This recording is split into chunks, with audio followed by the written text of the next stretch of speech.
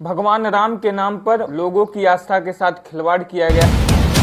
क्या केवल इसमें छोटे ही कर्मचारियों का हाथ है या बड़े बड़े अधिकारी चंपत राय या अनिल मिश्रा का भी इसमें हाथ है? आइए जानते हैं कैसे होती थी राम जन्मभूमि में चंदा चोरी की प्रक्रिया।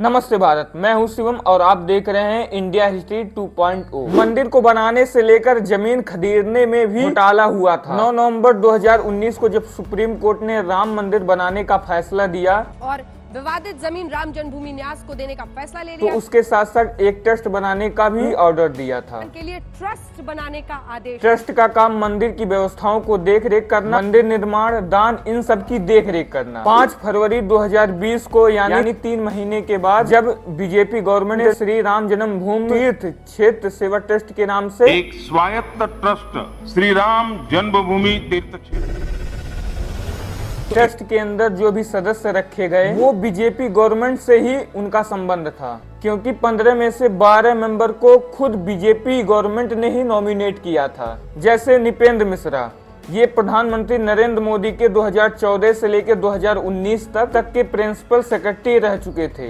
ट्रस्ट में बीजेपी और आरएसएस के भी लोग थे। चंपत राय जो ट्रस्ट के जनरल सेक्रेटरी बनाए गए, वो विश्व हिंदू परिषद के वाइस प्रेसिडेंट भी थे। ऐसे ही कॉन्ट्रैक्शन कमेटी के मेंबर रामेश्वर चौपाल जी को बनाया गया, जो बीजेपी के एमएलसी भी रह चुके थे। डॉक्टर अनिल मिश्रा, ये आरएसएस के अवध प्रांत के कार्रवाई भी थे। 5 अगस्त 2020 को भूमि पूजन की आधारशिला भारत के प्रधानमंत्री नरेंद्र मोदी जी के द्वारा रखी जा चुकी थी। अब मंदिर निर्माण की प्रक्रिया चालू हुई। मंदिर निर्माण के लिए दान की आवश्यकता थी, जो ट्रस्ट को चाहिए था। इसके लिए तो श्री राम जन्मभूमि तीर्थ क्षेत्र ट्रस्ट ने अयोध्या एसबीआई बैंक में जाकर जीरो बैलेंस पे एक खाता खुलवाया। इसके बाद फरवरी 2021 में निधि समर्पण अभियान पूरे भारत में चलाया गया। लगभग 3,264 करोड़ रुपए दान में आया। पैसों के साथ लोग सोना चांदी भी दान में देने लगे। अब चालू हुआ मंदिर निर्माण के साथ साथ चोरी का सिलसिला।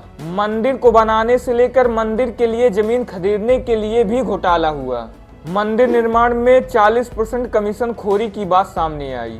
इसमें मंदिर निर्माण के प्रभारी गोपाल राव के भतीजे सोमेश आनंद पर लगा। जब मंदिर बनाया जा रहा था तो कुछ लोग जमीन खरीदने का भी काम कर रहे थे। कम दाम में जमीन खरीदकर और वही जमीन ट्रस्ट को महंगे दाम में बेच रहे थे। दैनिक भास्कर की रिपोर्ट के मुताबिक ट्रस्ट ने 17 गुना ज्यादा कीमत देकर जमीनें खरीदी। एक केस में तो 2 लोगों ने मिलकर 2 करोड़ की जमीन खरीदी। उसके बाद 10 मिनट पर ट्रस्ट को 18.5 करोड़ रुपए में बेच दिया। जमीन खरीदने में चंपत राय के भतीजे चंदन राय की अहम भूमिका थी। यानी साफ था कि पैसा राम जन्मभूमि का लुटाया जा रहा था। यह बात जून 2021 को सामने आ गया था, जब टीएमसी ने सीबीआई और ईडी की जांच की मांग की। जांच की बात तो छोड़ो, चंपत राय से कुछ इस विषय में सवाल तक नहीं पूछा गया। ये तो थी मंदिर निर्माण और जमीन खरीदारी में की गई चोरी की थी। 22 जनवरी 2024 को राम मंदिर में प्राण प्रतिष्ठा समारोह संपन्न हुआ। अब मंदिर में विराजमान रामलला के दर्शन के लिए आम नागरिकों के लिए मंदिर को पूरी तरीके से खोल दिया गया था। लोगों की आस्था रामलला से थी, इसलिए करोड़ों लोग रामलला का दर्शन करने के लिए इकट्ठा हो गए। लोग दर्शन करने लगे। दर्शन के साथ साथ दान का भी प्रक्रिया चालू हुआ और मंदिर के अंदर टोटल 35 दान पेटियां लगाई गई। श्रद्धालुओं ने दान के साथ साथ सोने चांदी के भी जेवरात दान देने लगे। अब यहीं से चालू हुआ दान पेटियों से चंदा चुराने की प्रक्रिया।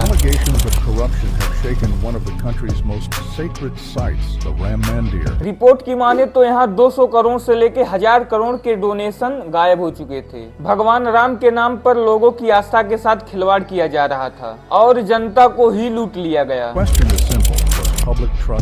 राम जन्मभूमि में लगे दान पत्र जब पैसों से भर जाते थे तो इनका पैसा दान पेटियों से निकालकर एक लोहे के बक्से में डालकर उस पर ताला लगाकर काउंटिंग रूम में ले जाया जाता था, जहां पर पैसों की गिनती होती थी। यहां पर नोट, सिक्के और ज्वेलरी को अलग किया जाता था। गिनती करने के बाद पैसे को बैंक के बक्से में डालकर सील कर दिया जाता था और अगले दिन ही सुबह स्टेट बैंक ऑफ इंडिया में खुले श्री राम जन्मभूमि तीर्थ सेवा ट्रस्ट के खाते में इस पैसों पैसों को जमा कर दिया जाता था। नोटों की गिनती 2 शिफ्ट में होती थी। एक शिफ्ट में लगभग 20 से 25 कर्मचारी लगते थे और रोज का चढ़ावा लगभग 8 से 10 लाख होता था। कुछ दिन तक तो ये आंकड़ा 50 से 60 लाख के बीच हो जाता था। नोटों की गिनती करने वाले पर निगरानी रखने के लिए एसबीआई के कर्मचारी और सीसीटीवी कैमरे भी लगे हुए थे। काउंटिंग रूम में कुल 3 तरह के लोग रहते थे। एक तो प्राइवेट एजेंसी के लोग जो नोट गिनते थे, दूसरे ट्रस्ट के कर्मचारी जो नोट गिनने वालों पर नजर रखते थे, और तीसरे स्टेट बैंक ऑफ इंडिया के कर्मचारी और ऑडिटर टीम के मेंबर। और इन्हीं सभी लोगों ने आपस में हाथ मिला लिया था। ये सभी चोरी करने लगे।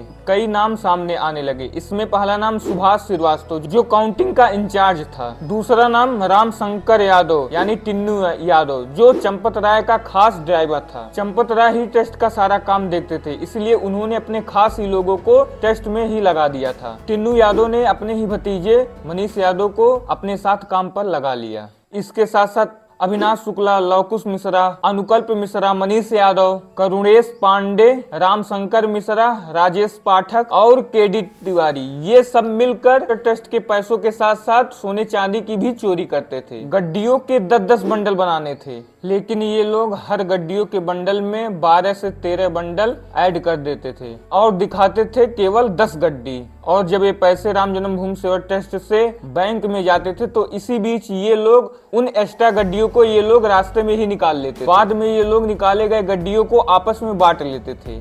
नोटों की चोरी जब उस समय रहे अकाउंट इंचार्ज राम जन्मभूमि के महिपाल सिंह को पता चला, में पैक करने के लिए बड़ा रबर लगा के बनाते थे, तो 10 के बजाय 12-13 गड्ढिया तक उसको बनाते थे। इससे 3 महीने पहले खुद बैंक ऑफ इंडिया के कर्मचारियों ने कहा कि अकाउंटिंग स्टाफ पर शक है, इसलिए इनको हटाया जाए। हटाने की भी प्रक्रिया चालू हो गई थी, लेकिन ट्रस्ट के कुछ लोग जैसे अनिल मिश्रा और चंपत राय इन्होंने हटाने की प्रक्रिया इस चीज को करने से मना कर दिए। मंदिर में काम करने वाले कर्मचारियों की सैलरी 14,000 से लेके 20,000 तक थी, लेकिन इन कर्मचारी लोग करोड़पति बन गए। लवकुश मिश्रा जो कभी गाड़ियां बनाता था, जब पुलिस ने उसके घर पे छापा मारा तो लगभग 10 लाख रुपए नगद बरामद हुआ। केडी तिवारी जो मंदिर में चढ़ाए गए श्रद्धालुओं के द्वारा सोने चांदी आभूषणों की देख रेख कर रहा था वो 5 करोड़ से ज्यादा की संपत्ति बना लिया था। अनुकल्प मिश्रा जो 65 लाख का घर बना लिया और फार्म हाउस भी खरीद लिया था। इनसे ऊपर इन सब के सरगना चंपत राय के ड्राइवर टिन्नू यादव ने करीब 50 करोड़ की संपत्ति बना ली थी। अब बात यह उठी कि चंदा चोरी हो रहा था, ट्रस्ट को चलाने वाले लोग अथवा चंपत राय क्या कर रहे थे। अकाउंटेंट इंचार्ज महिपाल सिंह ने चंदा चोरी की बात जब 2021 और 2022 के बीच चंपत राय से बताई तो चंपत राय ने उल्टा इन्हें ही ट्रस्ट से निकाल दिया। तो मैंने बात चंपत राय जी को और गोपाल जी भाई साहब को गणना प्रक्रिया है उससे मुझे आउट कर दिया गया और 7-8 महीने की सीसीटीवी फुटेज भी डिलीट करवा दी थी। सीसीटीवी फुटेज जो है 7-8 महीने की वो सारी। चंदा चोरी कई सालों से चल रहा था, लेकिन पब्लिक के सामने तब आया जब 7 जून 2026 को जब समाजवादी पार्टी के चीफ अखिलेश यादव ने अपने ट्विटर पर ट्वीट करके यह बात बताई। इस ट्वीट ने पूरे भारत में हलचल पैदा कर दी। इस ट्वीट के बाद चंपत राय का बयान है कि डोनेशन की ऑडिट में कोई गड़बड़ी नहीं मिली। उल्लेखनीय बात किसी के भी ध्यान में अभी तक नहीं। यह खबर बहुत तेज से फैलने लगी। अब कई लोगों ने कहा कि हमने सोने और चांदी के हार भी दिए हुए थे चंदे के तौर पर, लेकिन ट्रस्ट के द्वारा हमें कोई रसीद आज तक भी नहीं मिली। शिवसेना के नेता संजय राउत ने यह आरोप लगाया कि उनकी पार्टी ने लगभग 1 करोड़ रुपए और 25 किलो की चांदी की ईंटें दी थी, जबकि ट्रस्ट के द्वारा उनको भी रसीद नहीं मिली। मुंबई के एक व्यापारी अनिल विश्वकर्मा ने चांदी के 3 किलो के चांदी का हार और 1 किलो की चरण पादुका ट्रस्ट को दिया था, जबकि अनिल विश्वकर्मा को भी ट्रस्ट के द्वारा कोई भी रसीद नहीं दिया गया था। इसी तरह पुणे के सिंधी लोगों ने लगभग 210 चांदी के ईंटें दिए थे, जिनका वजन एक ईंट का वजन लगभग 1 किलो था और उन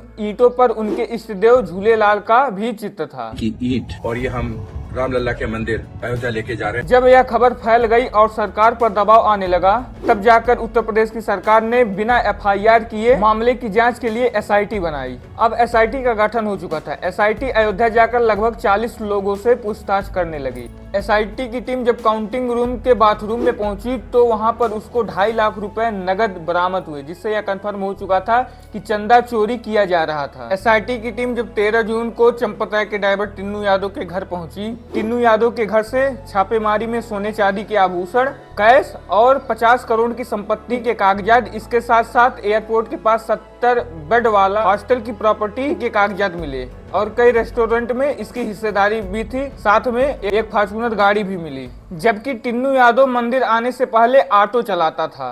टिन्नू यादव के भतीजे मनीष यादव के घर जब एसआईटी ने छापा मारा तो 36 लाख रुपए नगद बरामद हुए।